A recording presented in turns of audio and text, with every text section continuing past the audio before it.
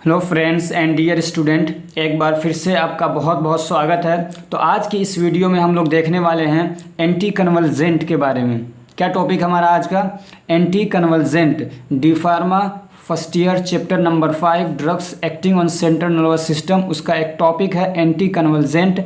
वो आज की इस वीडियो में हम लोग देखने वाले हैं। तो चलिए शुरू करते हैं। मैं हूँ शुजाउद्दीन और आप देख रहे हैं SR फार्मेसी। तो क्या होता है एंटी कन्वल्जेंट, पहले उसको हम लोग अच्छे से समझ लेते हैं, एक मोटा मोटा सा वैसे ही। फिर उसके बाद हम लोग टेस्ट देखेंगे क्या है एकदम डिटेल से।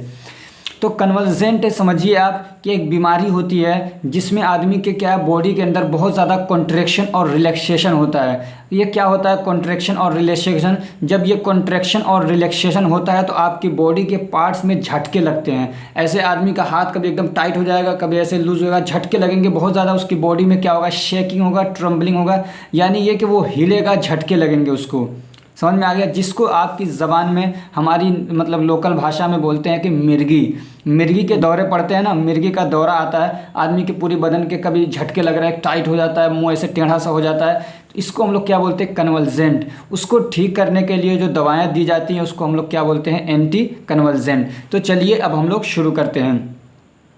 एक बात याद रखिए कि कन्वल्जेंट को हम लोग क्या बोलते हैं? एपिलेप्सी भी बोलते हैं और सीज़र भी बोलते हैं। क्या बोलते हैं? कन्वल्जेंट को हम लोग एपिलेप्सी भी बोलते हैं और सीज़र भी बोलते हैं। ठीक। अब एंटी कन्वल्जेंट है तो एंटी एपिलेप्टिक हो जाएगी दवाएं, जो मतलब कन्वल्जन को ठीक करने के लिए, मिर्गी को ठीक करने के लिए जो दवाएं यूज़ की जाती हैं उसको हम लोग एंटी कन्वल्जेंट भी बोलते हैं, एंटी एपिलेप्टिक भी बोलते हैं, एंटी सीज़र भी बोलते हैं। ठीक। अब देखते हैं हम लोग इसका डेफिनेशन क्या है। The drugs are use to treat convulsion are called anticonvulsant. ठीक, कि वो दवाएं जो कन्वल्जन को ठीक करने के लिए यूज़ की जाती हैं उनको हम लोग क्या बोलते हैं? Anti convulsant. और इसको हम लोग क्या बोल सकते हैं? एंटी एपिलेप्टिक भी बोल सकते हैं, एंटी सीज़र भी बोल सकते हैं। और आप इसका डेफिनेशन ऐसे भी कह सकते हैं कि the drugs are use to treat epilepsy, या और यहाँ लगा सकती है और seizure are called anticonvulsant or antiepileptic. समझ में आ गया आपको?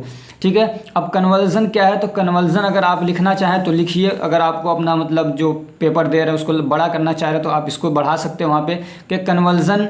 अगर 1 नंबर का क्वेश्चन आता है तो आप इतना लिख देंगे, 1 लाइन, आपका पूरा नंबर मिल जाएगा। ठीक है। हाँ, अगर 2-3 नंबर का इसको पूछ रहा है तो आप इसमें ये बढ़ाइए कि convulsion is a condition in which muscles contract and relax quickly. तो जब कन्वल्जन की कंडीशन होती है तो उसमें क्या होता है? जो हमारे बॉडी के मसल्स हैं, जो गोश्त हैं, वो क्या होता है? उनके अंदर बड़ी तेज़ी के साथ क्या होता है? एक कॉन्ट्रैक्शन होता है। कॉन्ट्रैक्शन मतलब ये सिकुड़ते हैं, रिलैक्स होते हैं, सिकुड़ते हैं, रिलैक्स होते हैं ऐसे। तो उसको हम लोग बोलते हैं क्या? Contraction and relaxation. ठीक। और क्विकली होता है यानी बड़ी तेज़ी से होगा तो झटके लगते हैं। फिर आदमी का कभी हाथ एकदम टाइट हो जाएगा, कभी लूज़ होगा तो झटके लगेंगे, बॉडी के पार्ट उसके हिलने लगते हैं। ठीक। And cause uncontrolled shaking of the body. जब ये झटके लगते हैं ऐसे तो बॉडी को क्या होता है? अनकंट्रोल उसमें क्या होता है? शेकिंग होता है। शेकिंग मतलब होता है हिलना, ट्रेम्बल करना। ठीक। Due to disorder of nervous system. और ये क्यों होता है कन्वल्जन? ये नर्वस सिस्टम के डिसऑर्डर की वजह से। इसके पीछे एक चीज़ होती है जिसको हम लोग बोलते हैं एक्शन पोटेंशियल। क्या बोलते हैं? Action potential. इसमें क्या होता है कि आप डिटेल से पढ़ेंगे आगे जब जाएंगे, और अभी आपके सिलेबस में नहीं है, मैं थोड़ा सा बता दूँ। यह हो सकता है कि HAP में आए तो वहाँ पे डिटेल से बताऊंगा। ये हमारी बॉडी के जो मतलब सेल होते हैं, हमारे जो सेल के मेम्ब्रेन होते हैं उस पर आयन्स होते हैं, जैसे कि सोडियम आयन हो गया, कैल्शियम आयन हो गया, पोटाशियम आयन हो गया, और इसी तरीके से क्लोरीन आयन हो गया।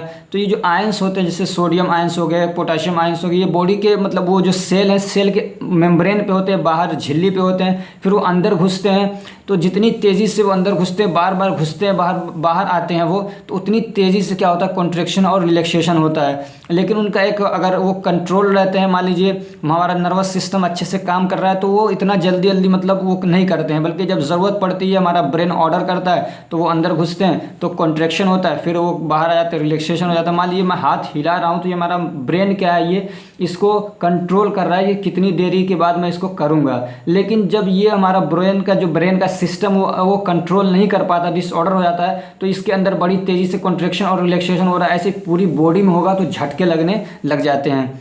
ठीक। अब हम लोग इसकी क्लासिफिकेशन देख लेते हैं। तो पहली क्लासिफिकेशन क्या है इसकी, वो है बारबीचूरेट। क्या है, बारबीचूरेट। इसमें जो दवा आती है वो है फेनोबारबीचूरेट, फेनोबारबीचूरेट। दूसरा है हाइडेंटोइन डेरिवेटिव्स, इसमें क्या है, फेनिटोइन। फेनिटोइन को याद रख लीजिएगा, ये आप बहुत मतलब यूज़ होने वाली दवा है, ठीक है। ऐसे ही बेंजोडाइजेपिन है, तो इसमें क्या था, क्लोनाजेपाम, आप पीछे पढ़ चुके हैं। बेंजोडाइजेपिन जैसे डायजेपाम, क्लोनाजेपाम, डायजेपाम, अल्प्राजोलाम, तो ये इसमें से कोई सा भी डाल सकते हैं इसमें, ठीक है। ऐसे ही आता है गाबा एनालॉग्स। क्या आता है, गाबा एनालॉग्स, यानी जो गाबा की तरह से काम करता है। तो उसके एग्जाम्पल क्या है, वी गाबाट्रिन। क्या है, वी गाबाट्रिन और गाबापेंटिन, ये भी बहुत यूज़ होने वाली, गाबापेंटिन यूज़ होने वाली दवा है। ऐसे ही क्या है, न्यूअर एंटीकन्वल्जेंट, एक यानी नई बहुत सारी दवाएं बनी हैं, तो उनमें से क्या है, जैसे कि लेमोट्रिजिन है, ट्रोपिरामेट है, टोपिरा एक है लेमोट्रिजिन, दूसरा है टोपिरामेट। छठा क्या है, मिसलेनियस। मिसलेनियस का मतलब ये होता है कि वो किसी खास बीमारी के लिए नहीं होती है, बल्कि वो ऐसी दवाएं होती हैं कि उनको कई जगहों पे यूज़ किया जा सकता है। क्या होती हैं वो, उनको कई जगहों पे कई बीमारियों में यूज़ किया जाता है, इसलिए उनको बोलते हैं मिसलेनियस, ठीक है। मिसलेनियस का मतलब होता है कि अलग अलग, मुख्तलिफ। समझ में आ रहा है। तो उसका एग्जाम्पल क्या है, जैसे कार्बामाजेपिन है, वेलप्रोइक एसिड है, तो ये क्या है, मिसलेनियस में आ जाएंगी। ये इसको भी ठीक करने के लिए आती हैं और दूसरी बीमारियों को भी ठीक करने के लिए ये यूज़ हो जाती हैं।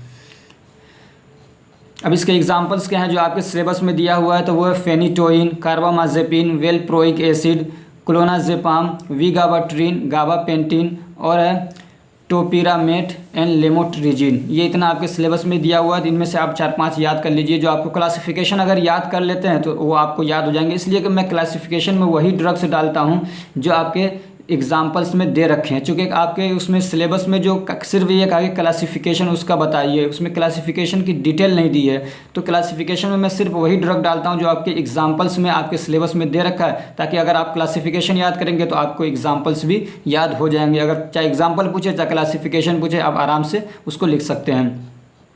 अब इनमें से एक है फेनिटोइन, बहुत ज़्यादा यूज़ होने वाली दवा है, तो इसको हम लोग डिटेल से देख लेते हैं। बाकी आपको क्या करना है, इसी के पैटर्न पे वो मतलब दूसरी अगर पूछता किसी दवाओं के बारे में से पूछता नहीं है, अगर पूछ ले तो इसी पैटर्न पे आप बना दीजिएगा उसको भी। तो phenytoin is anticonvulsant. Phenytoin क्या है, एक एंटी कन्वल्जेंट है and use to treat various type of seizure. और ये अलग अलग टाइप के सीज़र को ठीक करने के लिए क्या होता है, यूज़ होता है। अलग अलग टाइप के जो सीज़र होते हैं उनको ठीक करने के लिए क्या होता है, ये यूज़ होता है। अभी मैं नीचे आपको बता रहा हूँ कि अलग अलग टाइप के क्या होते हैं सीज़र, क्या हैं ये, ठीक। अब इनके टाइप्स देख लीजिए, टाइप्स ऑफ फॉर्मुलेशन, यानी किस किस टाइप के दवाएं बनती हैं। तो इनका कैप्सूल आते हैं, टैबलेट्स आता है, ओरल सस्पेंशन आता है। ये सस्पेंशन सॉल्यूशन ये पीछे बता चुका हूँ, और भी मैं आपको डिटेल से बताऊँगा कि ये क्या होते हैं उस चैप्टर में, क्या नाम है उसका, फार्मास्यूटिक्स का जो सब्जेक्ट है उसमें। और इसका क्या आता है, इंजेक्शन आता है। इसका पॉपुलर ब्रांड नेम क्या है, तो वो है डिलांटिन। क्या आता है, डिलांटिन और फेनिटोइन। एक बात याद रखिए, आपका अगर इतने ब्रांड नेम बहुत ज़्यादा होते हैं, अगर आपको याद नहीं आ रहा तो जो भी ड्रग है उसका नाम एक बार डाल दीजिए उसी में, ठीक। समझ में आ रही बात। जैसे मान लीजिए फेनिटोइन है तो फेनिटोइन डाल दीजिए, डायजेपाम है तो उसके अगर ब्रांड नेम पूछा है तो डायजेपाम डाल दीजिए। इसलिए कि ऐसा बहुत बार होता है कि उसी नाम से उसका ब्रांड नेम भी होता है, उसका वही फार्मूला भी होता है, उसका केमिकल नेम भी वही होता है तकरीबन, ठीक। अब हम लोग देखते हैं स्टेबिलिटी एंड स्टोरेज कंडीशन। तो कोई इसमें ख़ास नहीं है, बल्कि इसको अच्छे जो वेल क्लोज्ड कंटेनर यानी जिसका ढक्कन अच्छे से बंद हो जाता है उसमें इसको हम लोग क्या करेंगे, यानी हवा वगैरह से इसको बचाएंगे, मॉइस्चर से बचाएंगे। अब इसके यूजेस क्या है, तो phenytoin is use to control. Phenytoin को हम लोग यूज़ करते हैं कंट्रोल करने के लिए, क्या, जनरल सीज़र। क्या बोलते हैं, जनरल सीज़र। अब ये समझिए कि यहाँ पे ये जो 3 मैंने बताए हैं, ये 3 टाइप का सीज़र होता है। वो भी ऊपर आया था ना कि मतलब अलग अलग टाइप के सीज़र को ठीक करने के लिए, वेरियस टाइप ऑफ सीज़र। तो अलग अलग टाइप के सीज़र क्या है, तो एक होता है जनरल सीज़र, एक होता है पार्शियल सीज़र, एक होता है स्टेटस कंडीशन। अब ये क्या होता है जनरल सीज़र। जनरल सीज़र ये होता है कि आपके पूरे ब्रेन से वो जो करंट उठता है और आपके बॉडी को डिस्टर्ब करता है, वो पूरे ब्रेन से आता है। बात समझ में आ रही। जनरल है यानी पूरे ब्रेन के हर पार्ट से वो आता है, तो उसको हम लोग बोलते हैं जनरल सीज़र। और जो पार्शियल होता है वो आपके पूरे ब्रेन से नहीं आता, बल्कि किसी एक पार्ट से, किसी एक लोब से वो क्या होता है, आता है और उसके झटके लगते हैं, ठीक है। उसमें ऐसा भी होता है कि एक पार्ट आपका मतलब झटके लग रहे हों। और स्टेटस ये इन्हीं की कंडीशन है कि जब ये मतलब लंबे समय तक, आधा घंटे तक, उससे ज़्यादा देर तक जब ये कंडीशन बनी रहती है तो उसको हम लोग बोलते हैं स्टेटस कंडीशन। अब जो जनरल सीजर होता है ये भी दो तरह का होता है। एक को हम लोग बोलते हैं टोनिक क्लोनिक। क्या बोलते हैं? Tonic clonic. ये बड़े लोगों में आता है। ये जब बड़े लोगों में अगर मतलब कन्वर्जन की दिक्कत आ रही है तो उसको हम लोग बोलते हैं टोनिक या टोनिक क्लोनिक बोलते हैं, ठीक। और अगर बच्चों में होता है तो उसको हम लोग बोलते हैं पेटिमल। इसमें क्या होता है टोनिक क्लोनिक में?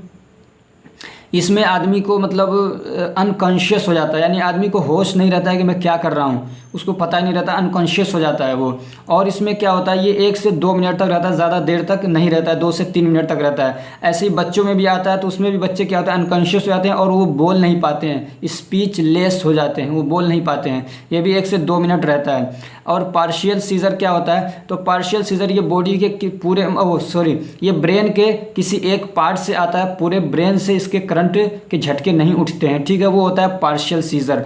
अब ये दो तरह का होता है, एक होता है सिंपल और एक होता है कॉम्प्लेक्स। तो सिंपल में क्या होता है कि सिंपल में मतलब आपके कोई 1-2 पार्ट, जैसे मान लीजिए अंगूठा हो गया, पैर का अंगूठा हो गया, हाथ का अंगूठा हो गया, तो इस तरीके के जो पार्ट्स होते हैं वो इसमें क्या होते हैं, इन्वॉल्व होते हैं, वो अफेक्टेड होते हैं। और एक कॉम्प्लेक्स होता है जो मतलब आपकी पूरी बॉडी को भी क्या कर सकता है, वो डिस्टर्ब कर सकता है। और ये भी 1 से 2 मिनट या एक बहुत थोड़े समय के लिए रहता है। अगर ज़्यादा समय तक ये मतलब बना रहे ऐसे ही कंडीशन तो उसको हम लोग बोलते हैं स्टेटस कंडीशन, ठीक। तो अब ये जो फेनिटोइन है तो ये जो किस किस को कंट्रोल करती है, तो जितने भी टाइप के मतलब आप समझ चुके हैं कि ये होते हैं, मतलब कन्वल्जेंट होते हैं या सीजर होते हैं, एपिलेप्सी जितने भी टाइप की है, चाहे जनरल हो, चाहे वो पार्शियल हो, चाहे स्टेटस हो, टोनिक क्लोनिक हो, या पेटिमल हो, सिंपल हो, कॉम्प्लेक्स हो, स्टेटस हो, जितने भी कंडीशन है सबको ठीक करने के लिए यूज़ होता है। तो आज की इस वीडियो में हम लोग इतना ही रखते हैं, फिर मिलते हैं दूसरे पार्ट में। अगर ये हमारी कोशिश आपको अच्छी लग रही है तो वीडियो को लाइक कर दीजिए, चैनल को सब्सक्राइब करिए और अपने फ्रेंड्स को भी शेयर करिए ताकि वो भी इससे फ़ायदा उठा सकें। और इस एक बात और बता दूं कि सारे सब्जेक्ट के मैंने इंपॉर्टेंट क्वेश्चन की वीडियोस बना रखी हैं जो कि काफ़ी इंपॉर्टेंट है और बहुत सारे बच्चों ने उससे फ़ायदे उठाए हैं। आप जाके प्लेलिस्ट देख सकते हैं, बच्चों के कमेंट्स देख सकते हैं। Thank you so much for watching.